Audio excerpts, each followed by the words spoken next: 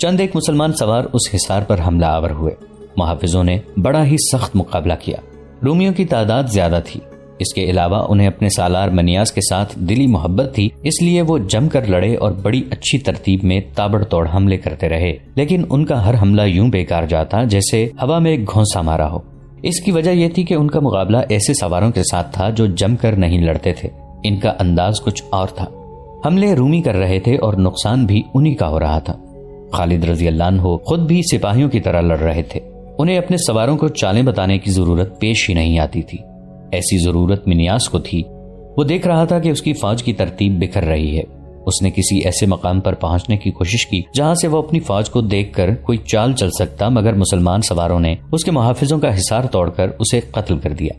میدان جنگ میں یوں ہوتا تھا کہ سالار مارا جاتا اور پرچم گر پڑتا تو فوج میں بددلی پھیل جاتی اور پسپائی شروع ہو جاتی، اس لیے سپہ سالار کی موت پر پردہ ڈال دیا جاتا تھا۔ لیکن منیاس مارا گیا تو محافظوں نے اعلان کر دیا کہ سالار منیاس مارا گیا ہے۔ مسلمان خوش ہوئے کہ رومیوں میں بھگدڑ مچ جائے گی، لیکن رومی غضبناک ہو گئے۔ انہوں نے انتقام انتقام، منیاس کے خون کا انتقام لو کے نعرے لگانے شروع کر دیے اور ان کے حملوں میں شدت پیدا ہو گئی۔ وہ قہر بن گئے۔ ایک بار تو انہوں نے مسلمان سواروں کے پاؤں اکھاڑ دیے، لیکن یہ غضبناک انداز ان کے اپنے لیے نقصان دہ ثابت ہوا۔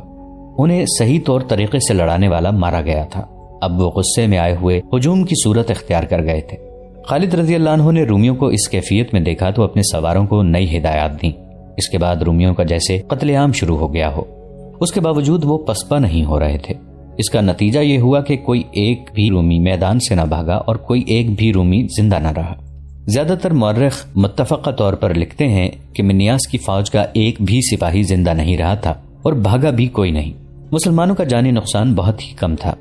معرکہ ختم ہوا تو حاضر کے لوگ جو سب کے سب عیسائی تھے باہر نکل آئے اور خالد رضی اللہ عنہ سے ملے۔ آپ کے خلاف جو لڑے ہیں وہ اپنے انجام کو پہنچ گئے ہیں۔ ایک عیسائی بزرگ نے شہریوں کی نمائندگی کرتے ہوئے کہا، ہم بھی عیسائی ہیں، لیکن ہم آپ سے لڑنے کا ارادہ نہ پہلے رکھتے تھے نہ اب ایسا کوئی ارادہ ہے۔ ہم آپ کی اطاعت قبول کرتے ہیں۔ جس نے ہم سے لڑے بغیر اطاعت قبول کر لی وہ ہماری پناہ میں آ گیا۔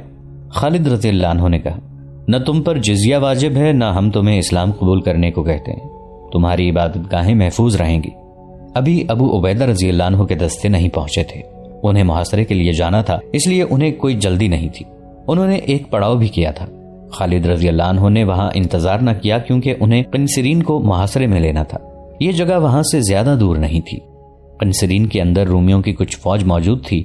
خالد رضی اللہ عنہ نے محاصرہ کیا تو رومیوں نے شہر کی دیوار پر آ کر تیر اندازی شروع کر دی۔ خالد رضی اللہ عنہ کو اندازہ تھا کہ اندر فوج اتنی زیادہ نہیں ہوگی، اگر ہوتی بھی تو خالد رضی اللہ عنہ ہمت نہ ہارتے۔ انہوں نے اپنے ایک ایلچی کو یہ پیغام دے کر قلعے کے دروازے پر بھیجا، اے رومیوں، تم اگر آسمان پر چھائے ہوئے بادلوں میں ہوتے تو بھی ہمارا اللہ ہمیں تم تک یا تمہیں ہم تک پہنچا دیتا۔ ہم تمہیں موقع دیتے ہیں کہ بہت برے انجام تک پہنچنے سے پہلے قلعے کے دروازے کھول دو۔ اگر دروازے ہم نے کھولے تو پھر صلح کی شرطیں تمہاری کمر توڑ دیں گی۔ تمہارا سالار حاضر کے باہر مارا پڑا ہے اور جو فوج وہ اپنے ساتھ لے گیا تھا اس کا کوئی ایک بھی سپاہی زندہ نہیں۔ ہم نے تمہیں بہت برے انجام سے آگاہ کر دیا ہے۔ اس پیغام کا خاطر خواہ اثر ہوا۔ قلعے کے دروازے کھل گئے۔ مسلمان فاتح کی حیثیت سے شہر میں داخل ہوئے۔ جزیے کی رقم اور دیگر شرائط طے ہوئیں، جن میں حسب معمول ایک شرط یہ بھی تھی کہ قنسرین شہر اور اس کے شہریوں کی عزت اور جان و مال کی حفاظت مسلمانوں کی ذمہ داری ہے، اور جو شہری شہر چھوڑ کر جانا چاہتا ہو وہ اپنے خاندان کے افراد اور اپنے مال و اموال کو اپنے ساتھ لے جا سکتا ہے۔ جب خالد رضی اللہ عنہ قنسرین کو پوری طرح لے چکے تھے اس وقت ابو عبیدہ رضی اللہ عنہ پہنچے۔ ابو سلیمان ابو عبیدہ رضی اللہ عنہ نے خالد رضی اللہ عنہ کو گلے لگاتے ہوئے کہا، تجھ پر اللہ کی رحمت ہو، میں حاضر کے باہر رومیوں کی لاشیں دیکھ آیا ہوں۔ ابو عبیدہ رضی اللہ عنہ نے اسی روز مدینہ خلیفۃ المسلمین کو پیغام بھیجا جس میں انہوں نے خالد رضی اللہ عنہ کی اتنی بڑی کامیابی کی تفصیلات لکھی۔ یہ کامیابی اس لحاظ سے بہت بڑی تھی کہ سلطنت روم کے تابوت میں ایک اور کیل گاڑ دی گئی تھی۔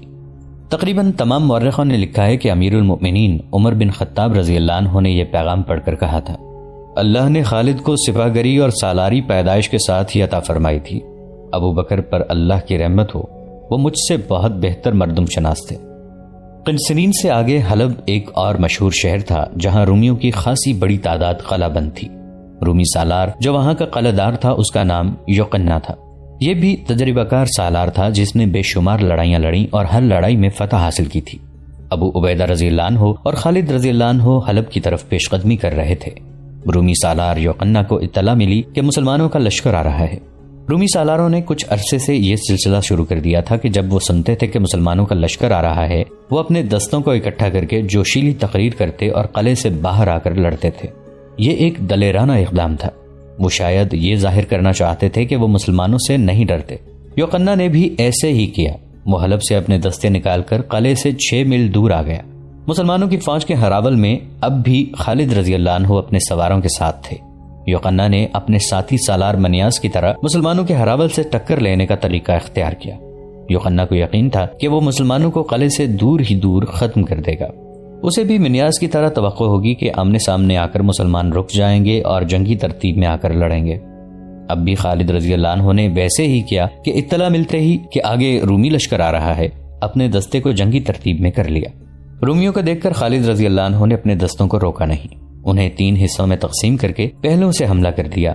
سوار اس طرح گھوم پھر کر لڑے کہ رومی درمیان میں اکٹھے ہو گئے۔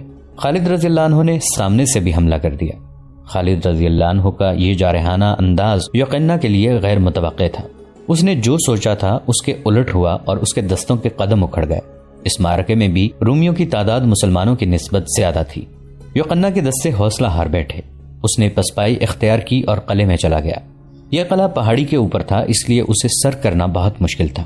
مسلمانوں نے قلعے کا محاصرہ کر لیا۔ یوقنہ نے متعدد بار اپنے دستوں کو باہر نکال کر مسلمانوں پر حملے کروائے، لیکن جانی نقصان کے سوا اسے کچھ بھی حاصل نہ ہوا۔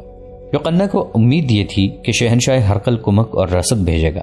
اسے شاید معلوم نہ تھا کہ تمام تر شام میں مسلمان پھیل گئے ہیں اور اب اسے کہیں بھی کمک نہیں مل سکتی۔ اس نے دستوں کو باہر نکال کر حملوں کا سلسلہ روک دیا اور قلعے میں دبک کر بیٹھ گیا۔ مسلمان کسی نہ کسی طرح قلعے میں داخل ہونے کی کوشش کرتے رہے، لیکن کامیاب نہ ہو سکے۔ 4 مہینے محاصرے میں گزر گئے۔ قلعے کے اندر رومی ایسے پریشان اور خوفزدہ ہوئے کہ یوقنہ نے ایک روز اپنا ایلچی باہر اس پیغام کے ساتھ بھیجا کہ وہ ہتھیار ڈالنے پر تیار ہے۔ یوقنہ کو امید نہیں تھی کہ خالد رضی اللہ عنہ اس کی شرط کو تسلیم کر لیں گے۔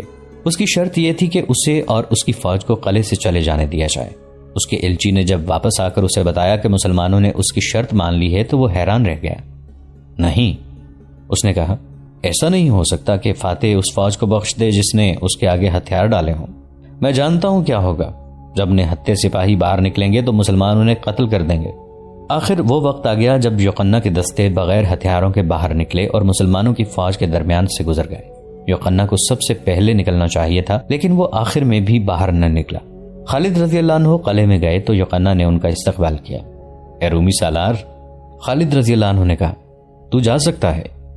ابن الولید، یوقنہ نے کہا، میں نہیں جاؤں گا۔ اگر میں تمہارے ساتھ رہنا چاہوں تو مجھے کیا شرط پوری کرنی پڑے گی؟ اسلام قبول کر لے۔ خالد رضی اللہ عنہ نے کہا، پھر تیری حیثیت یہی رہے گی جو اب ہے۔ بے شک میری یہی خواہش تھی، یوقنہ نے کہا۔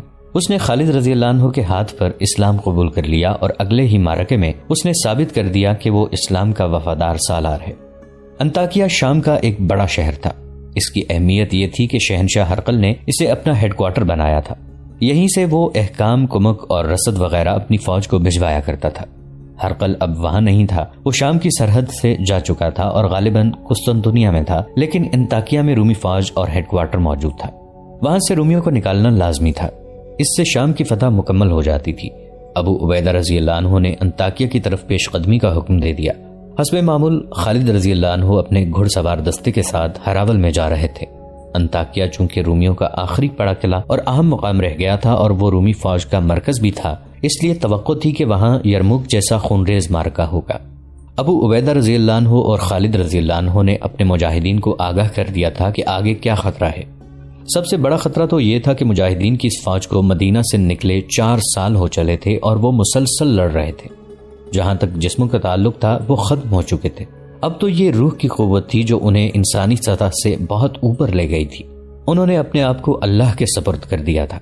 انہیں آرام نہیں ملتا تھا۔ دن تلواروں کی جھنکار، تیروں کے زناٹوں، برچھیوں کے وار روکنے اور وار کرنے میں گزر جاتا اور راتیں اپنے زخمی ساتھیوں کی کربناک آوازوں میں گزرتی تھیں۔ وہ باطل کی ایک چٹان کو توڑتے تو ایک چٹان سامنے آن کھڑی ہوتی۔ وہ آخر گوشت پوست کے انسان تھے اور یہ گوشت پوست تھکن سے ٹوٹ پھوٹ گیا تھا۔ دشمن ان کی جسمانی کیفیت سے آگاہ تھا اور یہی ایک خطرہ تھا جو سالار محسوس کر رہے تھے۔ انطاکیہ کا دفاع بہت مضبوط تھا۔ جاسوسوں کی لائی ہوئی اطلاعیں سالاروں کو پریشان کر رہی تھیں، مگر رکنا اور انتظار کرنا بھی خطرناک تھا۔ رومیوں کی کمک آنے سے پہلے انطاکیہ پر قبضہ کرنا ضروری تھا۔ مجاہدین کو قرآن کی یہ آیت بار بار یاد دلائی جاتی رہی کہ لڑو اس وقت تک جب تک کفر کا فتنہ ختم نہیں ہو جاتا، حکمرانی صرف اللہ اور اللہ کے دین کی رہ جائے۔ انطاکیہ کے رستے میں 2-3 چھوٹے چھوٹے قلعے تھے۔ انہیں سر کرتے ہوئے مجاہدین انطاکیہ سے 13-14 میل کے فاصلے پر پہنچے تو ایک جاسوس آیا۔ ابو سلیمان، جاسوس نے خالد رضی اللہ عنہ سے کہا، تھوڑا ہی آگے ایک دریا ہے جس پر ایک مضبوط پل ہے، اس پل سے اس طرف رومیوں کا ایک لشکر تیار کھڑا ہے، راستہ بدل لیا جائے یا جنگ کی تیاری کر لی جائے تو اس پر اللہ کی رحمت ہو۔ خالد رضی اللہ عنہ نے کہا، اللہ کو منظور ہوا تو یہ لشکر بھی ہمارا راستہ نہیں روک سکے گا۔ تعداد کتنی ہوگی؟ ہمارے پورے لشکر سے دگنی تو ضرور ہوگی، اس نے بتایا۔ پیچھے جاؤ، خالد رضی اللہ عنہ نے کہا، سبا سالار سے بات کرو کہ بہت جلدی لشکر کو آگے لے آئیں۔ ابو عبیدہ رضی اللہ عنہ جب خالد رضی اللہ عنہ سے آ ملے تو پورے لشکر نے جنگی ترتیب میں پیش قدمی کی۔ رومیوں کا لشکر زیادہ دور نہیں تھا۔ یہ مقام جہاں رومی لشکر مسلمانوں کا راستہ روکے کھڑا تھا، انطاکیہ سے 12 میل دور تھا۔ رومی سالار نے یہ دانش مندی کی تھی کہ دریا کو اپنی پشت پر رکھا تھا۔ اسی مقام پر بڑا مضبوط پل تھا، یہ رومیوں کے عقب میں تھا۔ خالد رضی اللہ عنہ نے حسب معمول توقف نہ کیا، آمنے سامنے آتے ہی اپنے رسالے کو خاص انداز سے حملہ کرنے کا حکم دے دیا۔ اس سے ان کا مقصد یہ تھا کہ رومیوں کی ترتیب بکھر جائے یا وہ سکڑ جائے۔ اس خصوصی رسالے کے سوار ضرب لگاؤ اور ادھر ادھر ہو جاؤ کے اصول پر حملے کرتے تھے۔ جب دشمن کی جمعیت بکھرنے لگی تو ابو عبیدہ رضی اللہ عنہ نے دشمن کے ایک پہلو پر حملہ کرا دیا۔ پیچھے دریا تھا۔ خالد رضی اللہ عنہ کی کوشش یہ تھی کہ دشمن کو اتنا پیچھے دھکیل دیا جائے کہ دریا اس کے لیے مصیبت بن جائے، یا اسے اتنا آگے لایا جائے کہ اس کے عقب میں جانے کے لیے گھڑ سواروں کو جگہ مل جائے۔ ابو عبیدہ رضی اللہ عنہ اور خالد رضی اللہ عنہ کے حملے اسی نوعیت کے تھے جن سے یہ مقصد حاصل کیا جا سکتا تھا، لیکن رومی لشکر کا سالار بھی تجربہ کار اور جنگی قیادت اور چالوں کا ماہر تھا۔ اس نے اپنے دستوں کو ترتیب میں منظم رکھا اور مسلمانوں پر حملے کیے بھی اور مسلمانوں کے حملے روکے بھی۔ اس طرح جنگ زیادہ سے زیادہ خونریز ہوتی چلی گئی۔ خالد رضی اللہ عنہ نے رومی سالار کو دیکھ لیا اور اپنے چند ایک سواروں سے کہا کہ وہ رومیوں کے قلب میں گھسنے کی کوشش کریں۔ کئی ایک سوار اس کوشش میں جان پر کھیل گئے۔ آخر کچھ سوار رومی سالار تک جا پہنچے اور اس کے محافظوں کا حصار توڑ کر اسے ہلاک کرنے میں کامیاب ہو گئے۔ رومیوں کا پرچم گرتے ہی ان میں افراتفری مچ گئی اور وہ پسپا ہونے لگے۔ کچھ دریا میں کود گئے، باقی پل کے ذریعے دریا کے پار گئے۔ جتنی دیر میں مسلمان ان تک پہنچتے وہ انطاکیہ کے قلعے کے اندر جا چکے تھے۔ ابو عبیدہ رضی اللہ عنہ اور خالد رضی اللہ عنہ نے جا کر قلعے کا محاصرہ کر لیا۔ رومیوں کا لڑنے کا جذبہ میدان میں ہی ختم ہو گیا تھا۔ قلعے میں انہوں نے پناہ لی تھی۔ خالد رضی اللہ عنہ نے کئی بار اعلان کروایا تھا کہ قلعے کے دروازے کھول دیے جائیں، ورنہ کسی کی جاں بخشی نہیں ہوگی اور کوئی شرط قبول نہیں کی جائے گی۔ رومیوں کا لشکر جو اب پہلے جیسا طاقتور نہیں رہ گیا تھا، بغیر سالار کے تھا۔ اندر سے ایک ایلچی باہر آیا جس نے ہتھیار ڈال دیے اور یہ شرط پیش کی کہ لشکر کو آزادی سے چلے جانے دیا جائے۔ مسلمان سالاروں نے یہ شرط مان لی۔ روم کی تمام تر فوج جو قلعے کے اندر تھی قلعے سے نکل گئی اور مسلمان انطاکیہ میں داخل ہو گئے۔